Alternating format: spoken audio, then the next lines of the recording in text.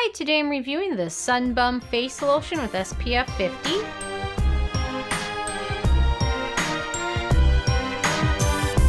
And really quick, I just want to say I purchase all these products with my own money, so you know you can trust my opinion is what I honestly believe. So I picked this one up a couple months ago, eager to try it, always looking for a good SPF. I like to go 40 or above, just to protect my skin a little bit more than the average SPF 30.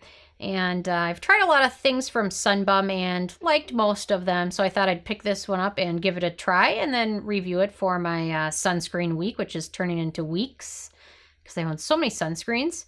And anyway, so I'm going to let you guys know my thoughts on it. And I always try products first, and then after a couple weeks go and look at the ingredient list. I try to prevent myself from being biased or kind of having... looking for problems when I read ingredients that I don't like.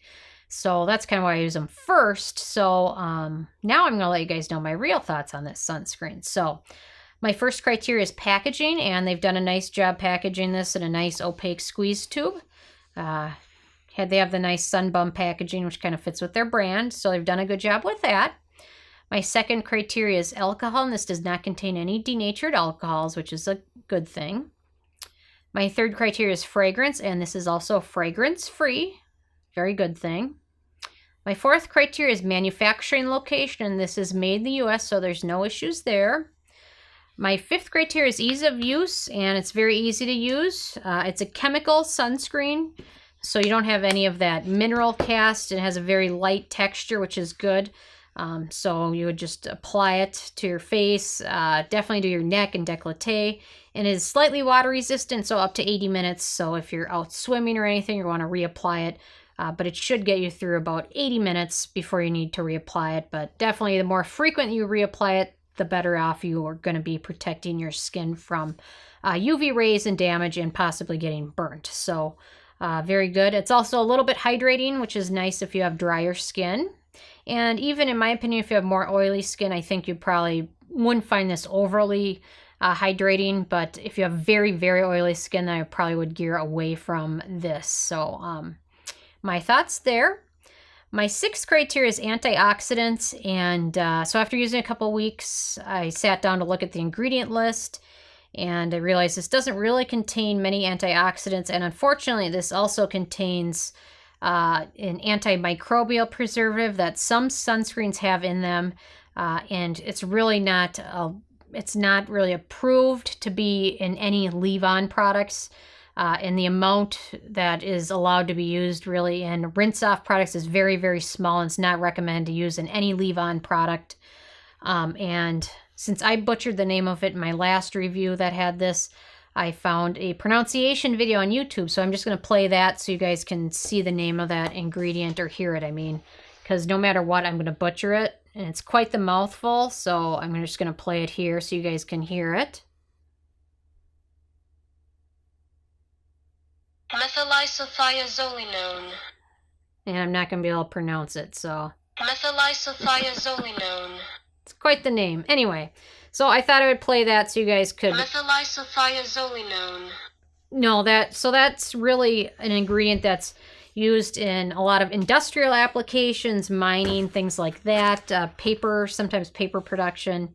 And it really is not supposed to be used in any leave-on product. So the fact that they use this is pretty disappointing. And I reviewed another sunscreen a couple weeks ago, the Obagi Matte Sunshield, which included that, which is a $50 sunscreen. This is a lot cheaper.